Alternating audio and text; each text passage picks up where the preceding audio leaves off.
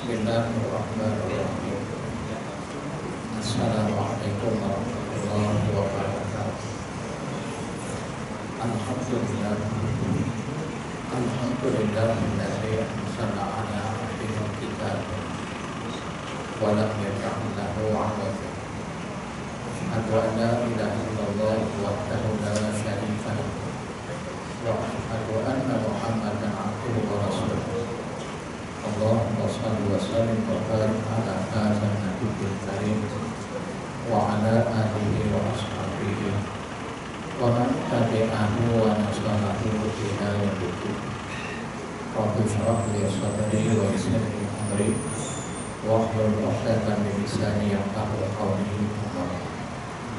Yang dihormati dan dikasihi saudara pengurusi Konima, saudara yang mengaturkan pengajian kita pada malam yang berbahagia, adik-adik dan puasa, seterusnya muslimin, muslimat, hadirin hadirat, tuan-tuan dan puan-puan, para jemaah, anak-anak yang dikasihi sekalian. Syukur alhamdulillah kita masih lagi berada di permukaan bumi Allah. Mudah-mudahan kehidupan kita sentiasa mendapat hidayah, pimpinan dan petunjuk daripada baik tuan-tuan, ibu-ibu yang dikasihi sekalian. Kita masih lagi membicarakan kitab Riyadhus Shalihin, kitab yang dikarang, yang disusun olehnya berbahagia Al-Fadhil Imam An-Nawawi rahimahullah ta'ala. Kita lihat bab Al-Iqtisad fil Ta'ah. Kitab ini kitab berbahasa Arab.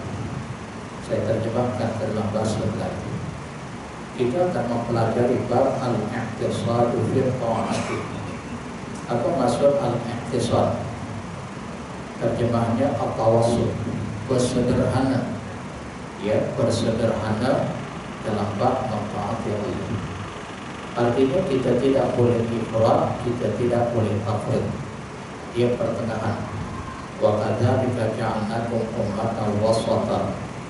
Kami jadikan akan dikau hai Muhammad umat yang umat itu wasata, pertengahan.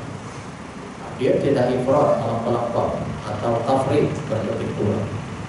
Tidak seperti agama Yahudi sangat longgar. Ya, demikian juga tidak seperti agama Nasara, berlebih-lebihan, melampau. Kita di antara dunia dan akhirat, walaupun akhirat menjadi matlamat tujuan, tetapi kita tidak akan meninggalkan kehidupan dunia matlamat akhirat. Tapi kita tetap mengambil dunia, mengambil kesempatan untuk dibawa ke hari akhirat. Ambil faedah, ambil kemanfaatan. Ya, contohnya kalau dia kaya, maka kekayaan itu tidak melarang, tidak menegak kehidupan dunia. Melainkan kekayaan itu dimanfaatkan untuk kita tabarruk. Ya, donation, kita infak, bantu masjid yang memerlukan, surau, sekolah anak yatim, sekolah orang tua dan sumpah. Ya, artinya kekayaan kita gunakan, manfaatkan untuk kepentingan umat Islam. Nah, ini diantara contoh. Ya, kaya tidak ditegak, walaupun kaya itu hal dunia, tapi kita boleh bawa ke akhirat. Ya. Allah berfirman di dalam surah Taha juzuk yang ke-16 pada ayat yang pertama, Taha ma anzalna alaikal qur'ana litashqa. Yang bermaksud Taha itu Allah yang lebih tahu. Allahu a'lamu bi muradihi. Ya, dalam tafsir para ulama mu'tabar, huruf muqatta'ah, huruf potong. Ya, contohnya Nun, Yasin, Alif Lam Mim, Alif Lam Ra, itu dinamakan al-huruf al-muqatta'ah, huruf potong. Ya, yang terjemahannya Allahu a'lamu bi muradihi. Allah yang lebih tahu tentang kalimat-kalimat tersebut. Ya, baik. Pada ayat yang selanjutnya Allah sebut ma anzalna alaikal qur'ana litashqa. Tapi yakni Allah tidak menurunkan kepada engkau Muhammad Al-Quran. Al-Quran itu bentuk menyukarkan, menyusahkan. Artinya Al-Quran bukan untuk menyusahkan, bukan untuk menyukarkan, bukan untuk menyulitkan kehidupan dunia dan akhirat, bukan, tapi untuk kebaikan, kebahagiaan bagi orang yang memahami akan. Sebab itu juga dalam surah Al-Had pada ayat yang ke-78, juzuk yang ke-17, Allah akan berfirman, wa ma ja'ala 'alaikum fid-din min haraj. Kami tidak jadikan agama Islam itu ke atas kamu, hai Muhammad, itu satu perkara yang menyulitkan, menyukarkan, tidak. Bahkan agama ini untuk kebaikan, faedah, kemanfaatan bagi orang yang memahami Al-Quran. Ya, sebab itu dalam Islam nih, dia tak ada yang menyusahkan. Tak boleh begini, kamu boleh begini. Tak boleh begini, boleh begini. Fattaqullaha mastata'tum. Bertakwa berlindung kepada Allah ikut kadar kemampuan kamu. La yukallifullahu nafsan illa wus'aha. Surah Al-Baqarah juzuk yang ketiga ayat 286. Allah tidak membebani, memberati kamu melainkan sekadar kemampuan. Ya, kita ambil satu contoh, sholat fardu. Sholat fardu ini pada asalnya diperintahkan berdiri. Ya, kerana bila fardu kena berdiri. Andai kata dia tak boleh berdiri, boleh duduk. Namun nak meninggalkan sholat fardu tidak sama sekali. Mula-mula berdiri, tak mampu boleh duduk. Kalau tak boleh duduk, mungkin duduk pun dia pintar, dia jatuh, dia pening, ya memutarakan, maka dia boleh berbaring. Berbaring itu maksud dia boleh mengerek dulu. Bermaksud tak boleh yang pertama, cara kedua, tak boleh kedua, cara ketiga. Ya, contohnya dalam hadis riwayat Imam Al-Bukhari dan Muslim. Ya, seorang sahabat dia berpenyakit bawasir. Utubi bawasir ya Rasulullah. Artinya penyakit bawasir. Bawasir itu bahasa Arab, Melayu pun sebut benda yang sama. Ya, aku berpenyakit bawasir. Boleh tak aku sholat dalam keadaan duduk? Maksudnya dia tanya ke Nabi sholat fardu. Lalu kata dia Nabi sholli qa'iman, sembahyang melindungi diri qa'iman. Lepas itu baru Nabi bagi choice, fa'in lam tastati' fa qa'idan. Kalau kamu tak boleh, boleh duduk. Tak boleh berdiri, boleh duduk. Fa'in lam tastati', kalau tak boleh juga duduk, kata dia Nabi, fa'ala jambi, maka boleh di atas lampu. Ya, lampu badan kamu. Maksudnya boleh kita berbaring dalam keadaan mengerek dan menghadap kiblat. Ya, begitulah nak menunjukkan bahawa Islam ini dia ada rukhsah, ada keringanan, dia ada kemudahan. Tapi bukan ikut cara kita. Ya, kita pula jangan mengambil mudah. Contoh, katalah dia ini memang tak begitu kuat berdiri. Ya, tapi boleh dia berdiri, boleh dia pergi ke pasar. Ya, walaupun dia agak tergetak-getak. Contoh, dalam keadaan berdiri itu tergetak-getak setakat 1 kilometer boleh. Tiba-tiba bila dia nak solat, kerusi di belakang, Allahu Akbar, dia langsung duduk. Boleh tak begitu? Jawapannya tak boleh. Dia kena duduk setelah diri dia yang lebih tahu.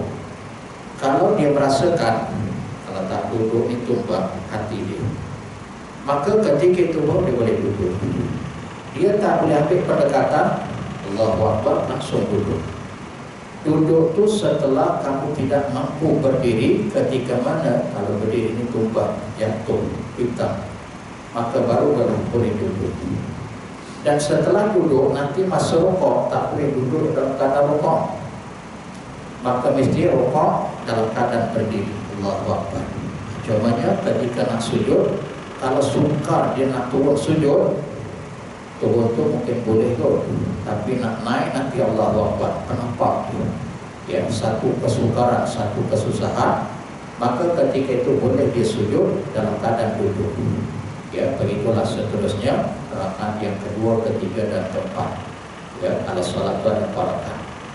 Tetapi solat sunat walaupun dia mampu berdiri, kita ni boleh berdiri tapi langsung dia duduk, tak kira apa jenis solat sunat. Walaupun dia boleh berdiri, tapi solat nawafil, ya solat tatawuk sebenarnya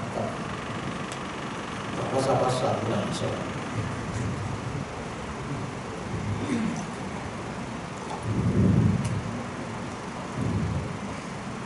kalau kita minum nih, dia ada 3 cara, maksudnya 3 kaifiat minum.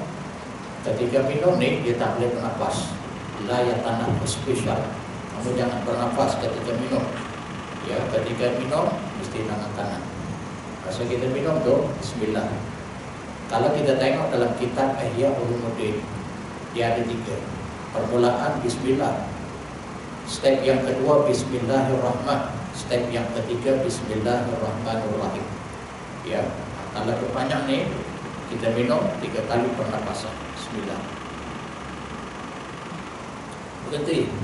Ya, pas sampai napas itu mesti di luar. Kita jangan rapatkan dengan mulut kita. Nah, sekali lagi. Kita berhenti. Minta maaf tuan. Lakonan yang betul-betul berlaku. Tuan-tuan tak berlaku, tuan-tuan tengok. Yang saya berlaku. Dia realiti dan wakil. Ya, ini pun bukan kita ada mengajak. Kita sebab tadi kita minum. Ya. Kemudian yang ketiga kita langsungkan habis. Sekalipun air itu penuh, kan Nabi sebut dalam hadis kalau kamu minum jangan cara untuk minum. Kamu untuk minum. Untuk tu kalau ada sesak di pintu, selagi tak habis air stimper tu dia tak akan mati. Maka kita jangan minum begitu. Ya, kena 3 kali pernapasan, minum, berhenti, 3 habis. Tapi andai kata air itu sikit, jangan pula mengada-ngada. Katalah itu sikit. Takkan macam ni kita nak 3 kali pernapasan, tak merasa kita air itu lalu dekat kerongkong. Betul. Kalau di sikit tak mengapa, sekali pernapasan, sekali rap habis.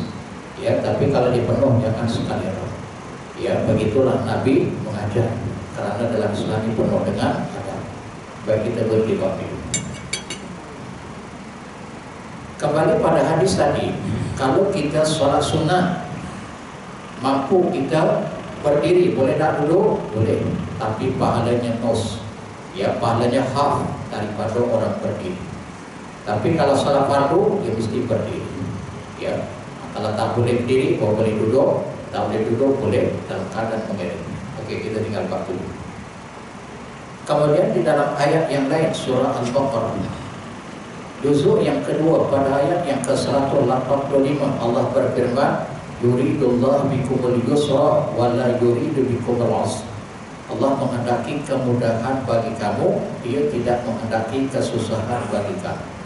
Ya, bermaksud syariat Allah tu hukum hakamnya wajib, haram, sunat, makruh, harus, semuanya adalah kemudahan. Ya, kalau ada orang yang mengeluh, susahlah Islamnya. Pasal apa yang Ramadan puasa kena setiap hari 1 sampai 29 atau 30. Susah betul Islam. Coba kalau kita puasa ni sebulan 3 hari sudah lah. Ya, jangan tidak. Siapakah yang lebih tahu? Siapakah yang lebih tahu tentang kemampuan manusia? Dia Allah pencipta, Dia lebih tahu kemampuan manusia. Pasal apa tak 3 hari, tak 13 hari, kena 30 hari untuk mengistiqamahkan, untuk membiasakan. Sebab itu nanti kan kalau bulan Ramadan, hari pertama, kedua, ketiga, kita hari pertama tu ya Allah Akbar, rasanya lembik, longlai, penat, dahaga, letih, semua ada, macam-macam ada. Pasal baru nak bermula, hari kedua pun sama, hari kedua, ketiga, keempat, sampai hari ke-10 tak heran itu. Ya, hari yang ke-11 tak heran dia. Sebab apa? Dah biasa. Maka sebab itu 29 hari, 30 hari Allah lebih tahu kemampuan. Allah tidak akan mendatangkan syariat peraturannya membebankan, menukarkan, menyusahkan manusia. Semuanya untuk kebaikan, kemanfaatan dunia dan akhirat. Baik, kita lihat hadis yang pertama. Anas radhiyallahu anhu, daripada Anas. Ya, Anas ini sahabat Nabi, dia khadah, pembantu Nabi. Ketika dia berusia 10 tahun, maka bondanya Ummu Sulaim datang bertemu dengan Nabi, ya Rasulullah, ambillah anakku, jadikan anakku sebagai hamba kepadamu. Tapi aku minta kepadamu ya Rasulullah, doakan anakku 3 perkara. Pertama, doakan anakku dipanjang umur. Yang kedua, zuriatnya ramai. Yang ketiga, banyak hartanya. Langsung Nabi pun menetapkan, Allahumma aqtil umrahu wa akthir malahu wa akthir wa zuriyatahu. Di sinilah para ulama mengambil pendalilan kita berdoa minta ke Allah, ya Allah panjangkanlah umurku, salah dan tak salah. Tapi kita kena lajang sikit, ya Allah panjangkan umurku, penuh dengan keimanan, ketakwaan, penuh dengan kebaikan, penuh dengan kebajikan dunia dan akhirat. Kan? Tapi kalau panjang umur sakit nak buat apa? Kan panjang umur sampai 90, mungkin sampai 100 tapi sakit, kelangkah dekat hilang. Kan? Tak munafat juga kita nak minta panjang umur supaya penuh dengan keimanan, ketakwaan, amal ibadah, amal soleh, kebaikan, kebajikan. Sangat berfaedah. Yang kedua boleh kita minta, ya Allah banyakkanlah harta. Ya, coba bila banyak harta tu kita jangan jadi sombong, jangan jadi angkuh, jangan kita gunakan harta tu ke arah yang tidak diredai oleh Allah. Kan? Kemudian boleh kita pernah ramaikanlah zuriat. Tapi biarlah anak-anak kita tu kita didik dengan cara yang betul. Baik. Kemudian Nabi pun angkat tangan, akhirnya doa Nabi ketiga-tiganya dimakbulkan oleh Allah. Umurnya panjang, hampir 100 tahun. Anaknya juga ramai, anak-anak. Ya, begitu juga hartanya banyak. Walaupun begitu dia tak heran dengan kekayaan, dengan kemewahan. Ya, bukan menjadikan penyebab dia lalai alpa dengan Allah, tidak. Ya, tapi dengan kekayaan itu digunakan untuk membantu orang Islam yang lain. Nah, Anas bin Malik nih dalam kuliah yang terdahulu saya pernah menyebut dia ranking yang keempat yang banyak meriwayatkan hadis. Ya, pertama Abu Hurairah 5.374, yang kedua Abdullah bin Umar 2.630, yang ketiga Anas bin Malik, yang ketiga Anas bin Malik 2.286, kemudian yang keempat Aisyah radhiyallahu anha 2.210, kemudian yang kelima Abdullah bin Abbas 1.660, yang keenam Jabir bin Abdullah 1.540, kemudian yang ketujuh Abu Sa'id Al-Khudri 1.170. Beringat lagu sangat. Kita hafal nih, kita berpahala. Pasal mereka ini sahabat-sahabat Nabi yang dekat dengan Nabi, dekat dengan Allah. Kita mengasihi mereka, kita akan mendapat kelebihan di sisi Allah. Allah akan bagi pahala. Sebab mereka dikasih ke Allah, mereka kasih dekat Nabi. Baik. Daripada Anas radhiyallahu anhu katanya ja'a salasati rahti, telah datang tiga orang ila buyuti azwajin Nabi sallallahu alaihi wasallam. Tiga orang sahabat datang bertemu dengan istri-istri Nabi di rumah Nabi. Ila buyuti azwajin Nabi, ke rumah istri-istri Nabi, tiga orang. Dalam kitab Tuhfatul Qari, kitab yang lain ya, yang dikarang oleh Syekh Imam Zakaria Al-Ansari, beliau menyebut tiga orang sahabat itu. Yang pertama Sayyidina Ali radhiyallahu anhu, kemudian yang kedua Abdullah bin Amr, kemudian yang ketiga Utsman bin Maz'un. Itu riwayat daripada Syekh Al-Imam Zakaria dalam kitabnya Tuhfatul Muhtaj. Tapi dalam kitab Tuhfatul Qari, tapi dalam kitab-kitab yang lain tak menyebut siapakah tiga orang sahabat. Baik. Tujuan mereka datang ni bertemu dengan istri Nabi, nak tanya tentang ibadahnya Nabi. Ya. Bertanya tentang yas'aluna an ibadatin Nabi sallallahu alaihi wasallam, tanya tentang macam mana Nabi beribadah kepada Allah. Kan? Maka mereka pun menjawab, qad ghufira lahu ma taqaddama min dzambihi wa ma ta'akhkhara. Maaf ya, kita telajak ke depan. Falamma ukhbiru ka'annahum taqallauha, apabila dikhabarkan kepada mereka, ya, setelah diberitahu kepada mereka, istri Nabi ni Aisyah radhiyallahu anha bagi tahu kat mereka begini tentang ibadahnya Nabi. Nabi ibadahnya begini, tadi perincikan macam mana Nabi beribadah. Lalu ketiga-tiganya ka'annahum taqallauha, seolah-olah mereka yang ketiga-tiga bila mendengar, mereka merasa kurang ibadah mereka, nak dikompetkan, nak dibandingkan dengan ibadah Nabi. Wa qalu, mereka merasakan sedikit ya ibadah mereka dibandingkan dengan Nabi. Lalu mereka pun berkata, aina nahnu minan Nabi sallallahu alaihi wasallam, di mana kita, kedudukan kita ni Yang kita ini bukan nabi. Yang nabi itu qad ghufira lahu ma taqaddama min dzambi wa ma ta'akhkhar. Allah ampunkan dosa yang terdahulu, dosa yang akan datang. Kita tak macam tu, kata dia 3 orang sahabat bersembah-sembah di antara satu sama lain. Kemudian salah seorang di antara yang 3 tu qala ahaduhum, ya, salah seorang di antara yang 3 berkata, amma adapun ana fa usalli al-laila abadan. Aku ni kalau boleh nak solat pada waktu malam sepanjang malam. Bermula daripada malam terbenam matahari maghrib, aku akan lakukan sholatul lail, qiyamul lail, mendirikan solat pada waktu tersebut. Bermula pada terbenam matahari maghrib langsung sampai kebesokan hari waktu subuh. Secara keseluruhan aku akan solat pada waktu malam. Wa qala al-akharu, kemudian salah seorang yang lain, kan itu 3 tadi, yang kedua pun menyebut wa ana asumud dahra wa la uftir. Oh, kamu nak solat waktu malam terus menerus, aku pula waktu siang aku akan puasa terus menerus, wala uftir, aku akan berbuka. Ya. Kemudian wa qala al-akhar, yang ketiga pula berkata, wa ana a'tazilun nisa fala atazawwaju abadan.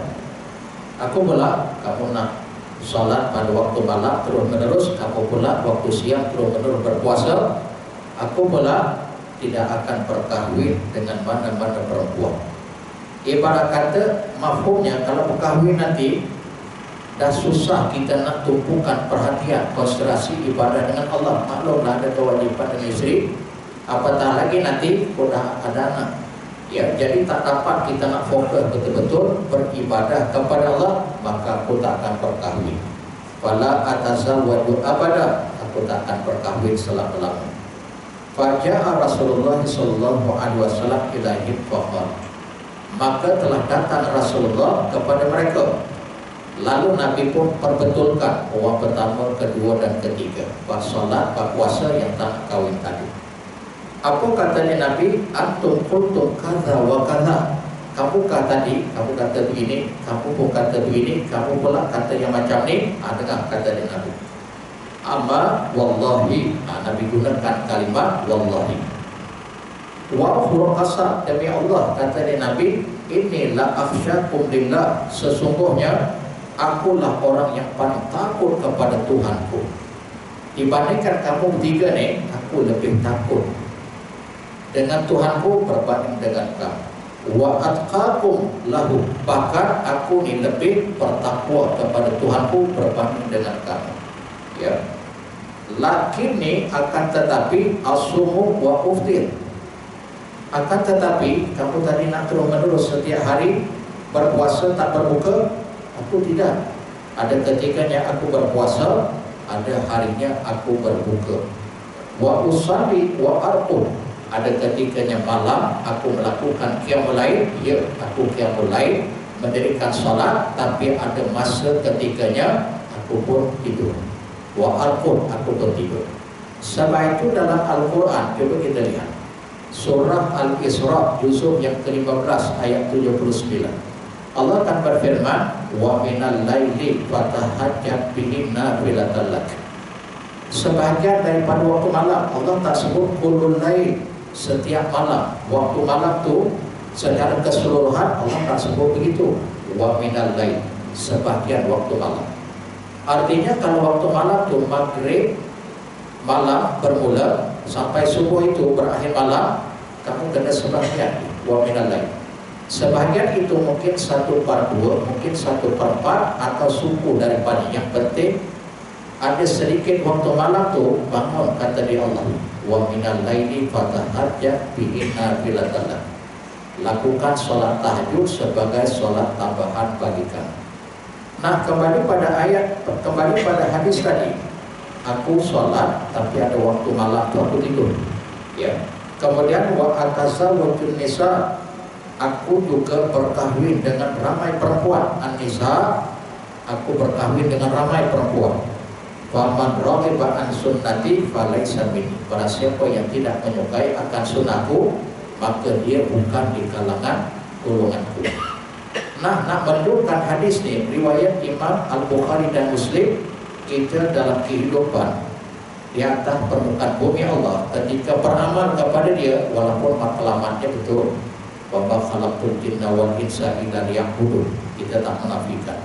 Ayat ini kita sedia maklum, surah Az-Zariyat ayat 57, juzuk yang ke-27 kan, ayat 56 maaf. Bermaksud ayat ini, bermaksud tidak kuciptakan jin dan manusia mereka itu hendaklah beribadah kepada Dia. Tetapi ibadah ini dihuraikan oleh para ulama merujuk kepada hadis Nabi, ada ibadah khususiyah, ada ibadah umumiyah. Ibadah khususiyah kita dengan Allah, ibadah umumiyah kita sesama manusia, selama mana betul niat kita, ya kelakuan, tata cara, kaifiat, walaupun dia hal-hal dunia juga termasuk dalam bab ibadah. Nah, kembali kepada hadis tadi, kita hidup ni, kita yang pertama dengan Allah laksaikan dulu, kemudian baru dengan manusia. Tidak boleh kita hidup di atas dunia ni, masuk masjid, apa solat tahiyatul masjid, baca Quran, apa baca Quran, kita zikir. Ini kan berlaku di zaman Sayyidina Umar. Masa itu Rasulullah dah wafat, Abu Bakar memerintah, juga dah wafat, Sayyidina Umar memerintah. Kan? Ketika Sayyidina Umar memerintah, kita tengok ada di kalangan istri-istri sahabat ni datang menemui Sayyidina Umar. Lalu mereka tanya, mereka bagi tahu dekat Sayyidina Umar, ya Umar, suami-suami kami sedang beramal beribadah. Ya, mereka berada dalam Masjid Nabawi. Ya, mereka mentakarubkan diri kepada Tuhan mereka.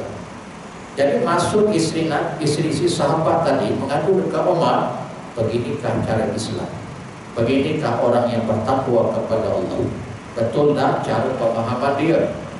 Lalu Sayyidina Umar ni kebiasaannya dia selalu bawa tongkat, tapi tongkat Umar bukan tongkat Ali.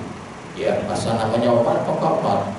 Kan dia masuk dalam masjid, dia berkata, ukhruju min hadzal masjid, keluar kamu daripada masjid.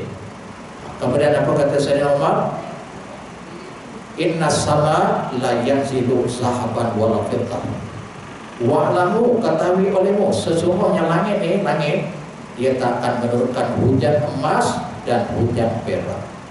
Maksudnya apa? Dengan kamu berdoa, kamu ibadah, ya Allah murahkan rezeki, ya Allah datangkan rezeki kepada kami, ya Allah permudahkanlah kehidupan kami dengan rezekimu, tak akan datang oleh begitu saja tanpa usaha dan ikhtiar. Maksudnya kita ni ada tanggung jawab kepada Allah.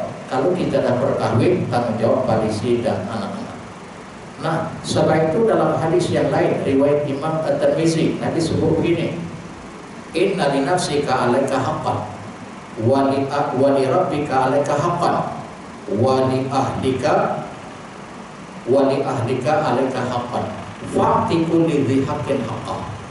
Sesungguhnya kamu yang pertama, kamu kepada diri kamu ada tanggung jawab, ada hak. Kemudian kamu dengan Tuhanmu ada tanggung jawab. Kamu dengan ahli keluarga kamu ada tanggung jawab. Fa'ti kulli dhi haqqin haqqah. Maka hendaklah kamu menunaikan hak-hak tersebut. Apa maksud hak pada diri ni? Kita ni kan ada mata, ada mulut, ada tangan, ada kaki. Maka tunaikan hak. Sebab itu dalam Islam, kalau kita puasa ni, puasa tak boleh makan dan minum, betul? Tapi waktunya daripada subuh kita imsak sampai maghrib juga kena makan. You tak boleh sambung, saya nak 2 hari tak makan, tak minum, sebab mulut ada hak. Ya, mulut ada hak, kamu kena tunaikan hak. Begitu juga mata, dia ada hak, bukan boleh celik. Baca Quran terus menerus, kita hadir dan majlis ilmu, kita memperhatikan para masyayikh yang asatid yang mengajar kita. Ada masa kita belajar, mengaji, kita mengaji, baca Quran, ibadah. Ada masa kita istirahat, penjabatan. Tapi jangan pula kita salah gunakan masa ketika waktunya. Oh, mata ada hak, betul tak? Sebab itu saya dalam kuliah, dalam majlis ilmu saya berjangsa pasal nak menunaikan hak mata saya. Yang tu tak kena pada tempat. Yang herannya tu, yang peliknya, masa kuliah tu tersebut. Kita pun cepat sikit, masa waktu isyak berhenti. Lepas tu yang tersebut ni kita nak tengok balik tidur dah. Taubat tak tidur. Menyingkah kedai kopi, kedai mamak 2-3 jam. Buka sembang. Allahu Akbar. Tadi dalam majlis macam nak tidur sesana. Jadi kita laju dah sikit, cepat dah sikit. Habiskan kuliah rupanya tak tidur juga. Kan? Allahu Akbar.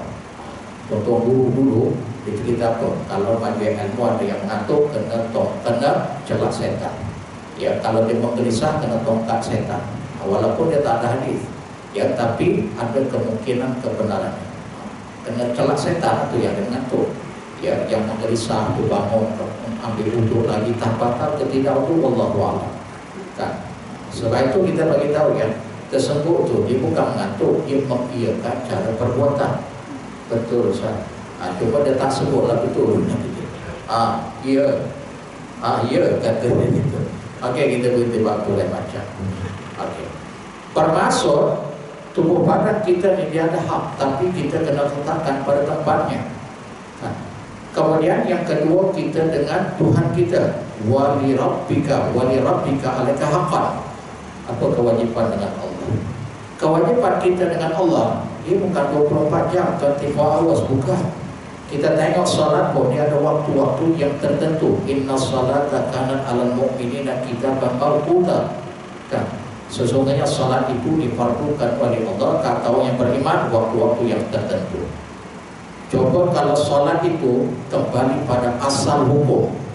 Dulu kita belajar, kita mengaji, kita mengetahui sejarah Nabi ketika Nabi Mi'raj, mula-mula solat sehari semalam ini 50 kali. Wah, kalau 50 kali Allah yang lebih tahu. 50 kali langsung tak boleh buat kerja pun. Tapi 50 kali kurang jadi 5. Ya, jadi 5. Yang 5 ni pun coba ya, kalau kita hitung, kita katalah sekali waktu ni lebih kurang 15 minit yang kita beramal. Campur dengan ambil wudhu, dengan solat qabliyah keba'diyah, zikir doa 15 minit.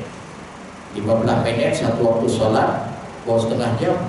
Kan? 2 waktu solat, kalau 4 waktu solat baru sejam. Ada lagi, lebih kurang sejam 15 minit. Sehari semalam ada 24 hours. Banyak lagi. Apa yang kita buat?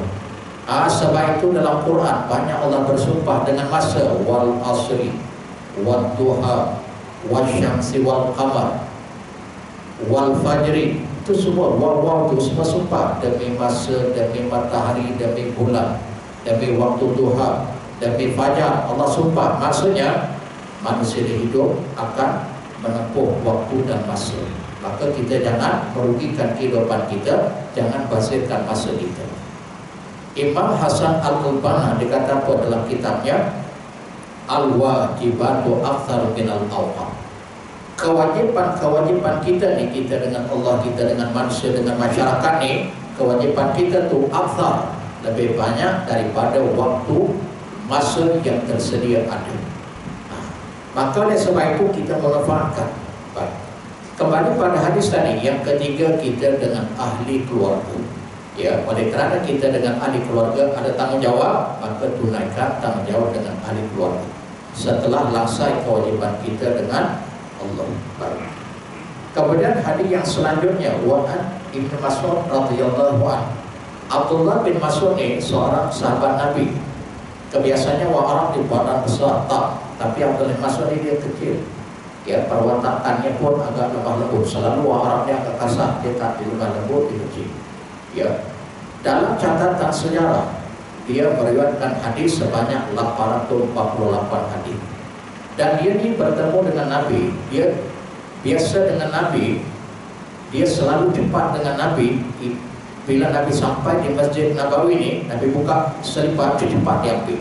Dia tak bagi ruang Nabi ambil. Kerana dulu zaman permulaan Islam, Masjid Nabawi dia tak ada kapit.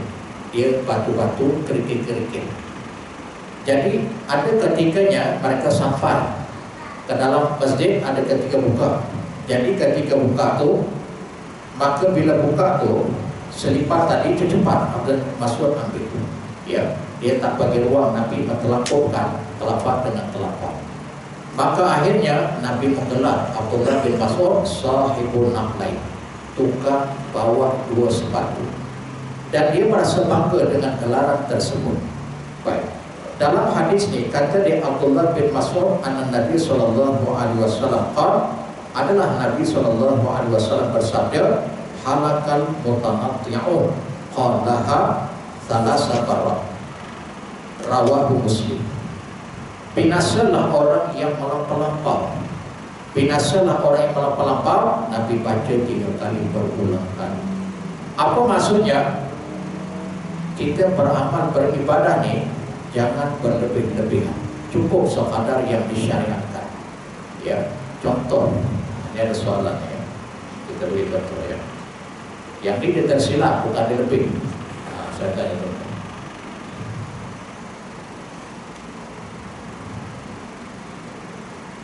Sebagai penambah ilmu kali itu. Nah, itu saya tanya tak soalan. Soalan tentang uang sa'i 14 kali.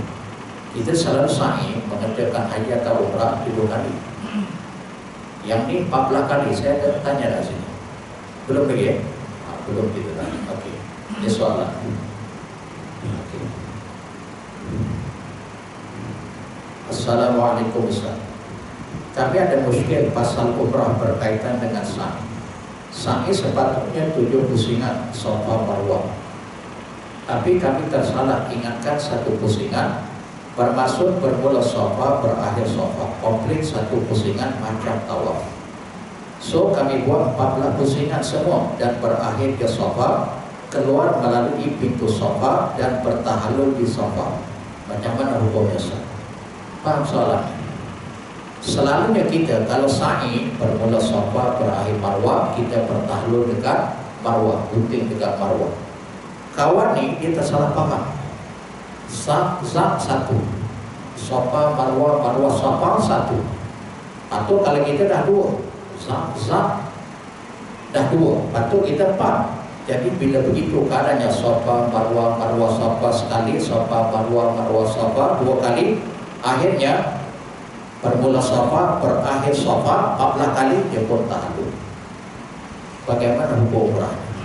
Kawan kita ni dia selalu ulangan ni Malaysia Mekah tahu, tapi aku sangat kurang.